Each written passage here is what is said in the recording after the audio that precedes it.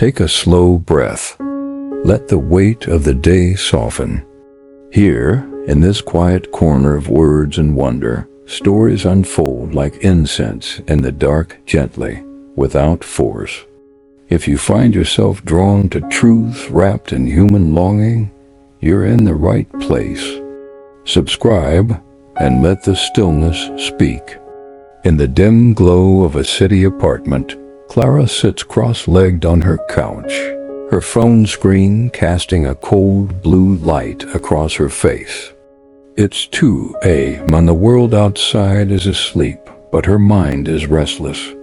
She scrolls through videos, each one more fleeting than the last, chasing a feeling she can't name. Her husband, Ethan, sleeps in the next room, unaware of the silent wedge growing between them. They've been married for 5 years, but lately, their intimacy feels like a half-forgotten song familiar, but out of tune. Clara doesn't talk about it, not even with her best friend, Lila, who's always ready with a glass of wine and a laugh.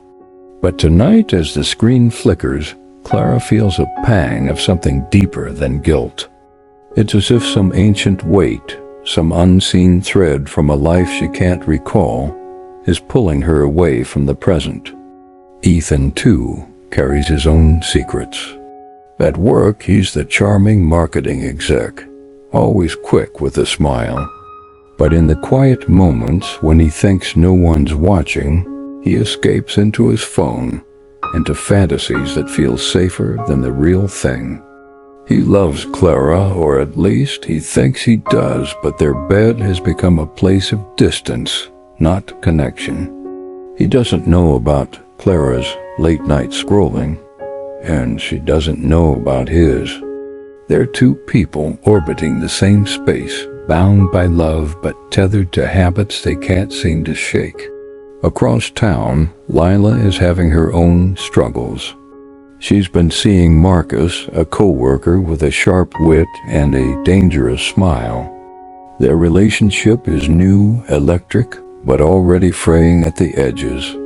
Marcus has a way of disappearing into his phone, not just for work emails, but for something else, something he brushes off when Lila asks. She feels the sting of rejection, the kind that makes her wonder if she's enough. One night, after too many glasses of wine, she confesses to Clara over a video call.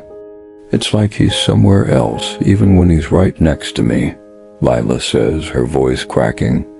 Clara nods, but doesn't share her own story. Instead, she changes the subject, afraid to look too closely at the mirror Lila's words hold up. These 3, Clara, Ethan, and Lila, are caught in a web of modern desire, where screens promise escape but deliver isolation. Their habits aren't just habits. They feel like echoes of something older, something karmic.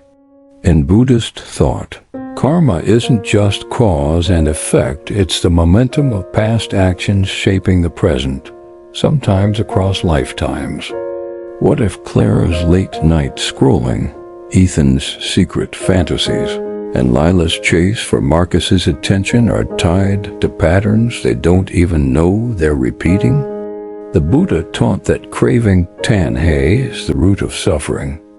It's not just wanting something.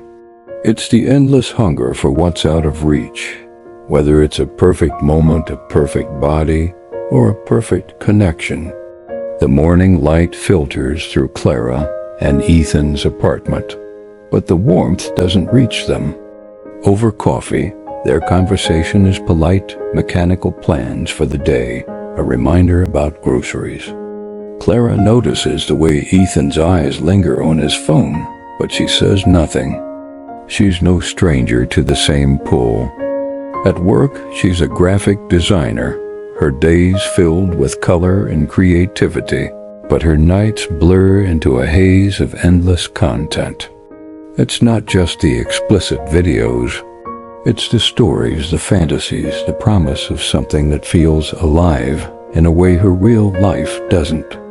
She wonders if Ethan feels it too, the slow erosion of their closeness, replaced by pixels and fleeting thrills. Meanwhile, Lila's at her desk, stealing glances at Marcus across the open-plan office. He's typing furiously, but not on work. She catches a glimpse of his screen, a flash of something that makes her stomach twist. When she confronts him later, over lunch at a crowded cafe, he laughs it off. "It's just a habit, Layla. Doesn't mean anything." But his words feel hollow, and Lila's left wondering if she's competing with an endless stream of images she can never match. She texts Clara, hoping for advice, but Clara's response is vague, distracted. Layla doesn't push. She's too caught up in her own doubts to notice Clara's avoidance. Buddhism speaks of the three poisons, ignorance, attachment, and aversion, that keep us trapped in cycles of suffering. Clara, Ethan, and Lila are entangled in attachment, not just to their screens, but to the idea that something outside themselves can fill the void within. The Buddha taught that this craving is like drinking salt water. It only deepens the thirst. Clara's late-night scrolling isn't just about the videos. It's about chasing a feeling of control, of being wanted. Ethan's habits are a shield against the vulnerability of real intimacy. Lila's pursuit of Marcus is less about him and more about proving she's enough. Their actions, though modern, carry the weight of ancient patterns, karmic imprints that whisper of past lives spent chasing the same fleeting desires. One evening, the tension in Clara and Ethan's apartment spills over. They're sitting on opposite ends of the couch, the TV droning in the background, when Clara catches Ethan glancing at his phone with that familiar guarded look. "What's so interesting?" she asks, her voice sharper than she intends. Ethan flinches, locking his screen. "Nothing," he mutters, but the air grows heavy. For the first time in months, Clara pushes back. "You're always on that thing. We barely talk anymore." Ethan's jaw tightens. "Like you're any different? You're up half the night staring at your phone." The accusation lands like a stone, and Clara feels her face burn. She wants to deny it, but the truth is too close. They sit in silence, the space between them wider than ever. Across town, Lila's night unravels too. Marcus invites her over, but the evening feels off. He's distracted, his phone buzzing with notifications he quickly dismisses. When Lila tries to kiss him, he pulls back, mumbling about being tired. Later, as he falls asleep, Lila picks up his phone, her heart pounding. The screen lights up with tabs he didn't close, videos, images, a world she wasn't invited into. She feels sick, not just with betrayal, but with the realization that she's been chasing someone who's already gone. She leaves before he wakes, her mind spinning with questions she's too afraid to answer. In Buddhist teachings, mindfulness is the antidote to unconscious habits. The Buddha said, "With mindfulness, one sees things as they are."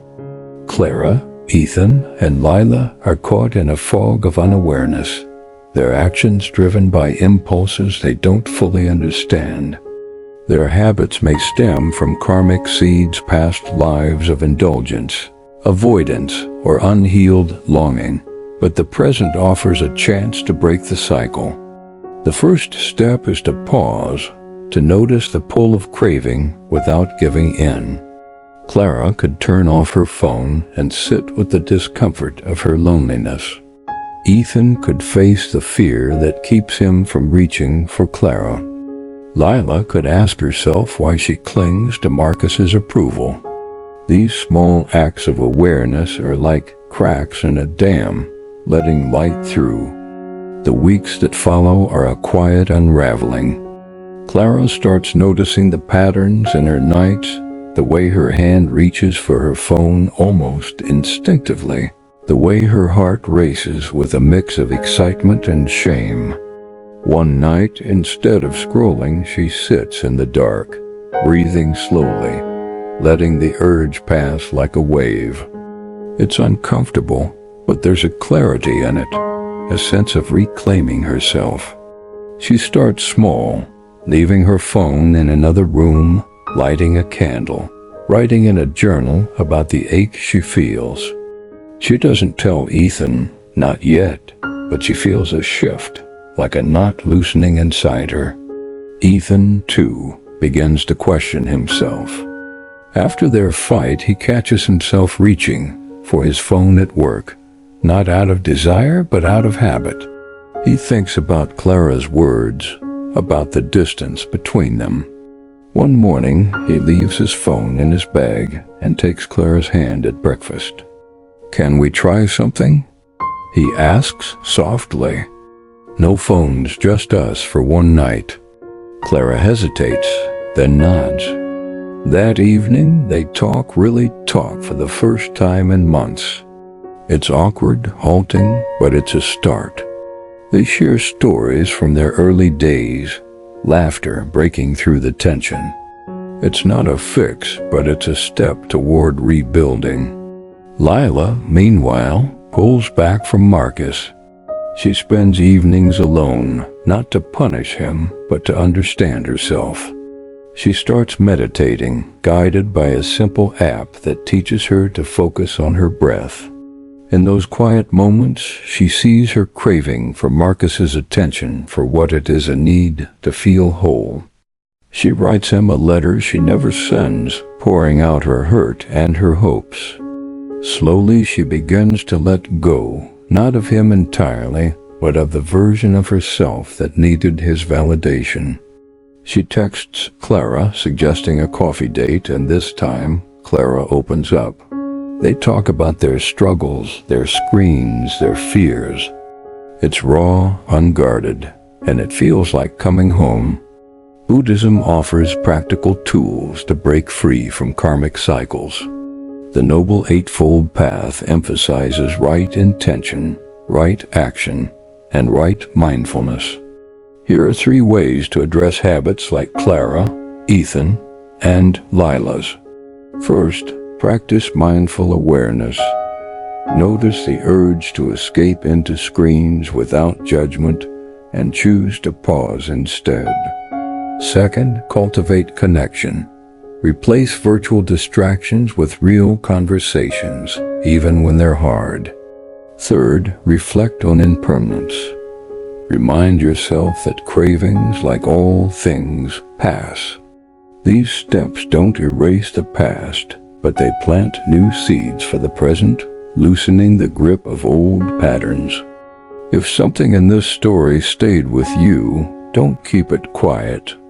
Share it. Someone else may be waiting for just this kind of reminder. Subscribe for more stories where heartache meets healing and the unseen becomes known. Remember, even the darkest entanglements can lead us back to light.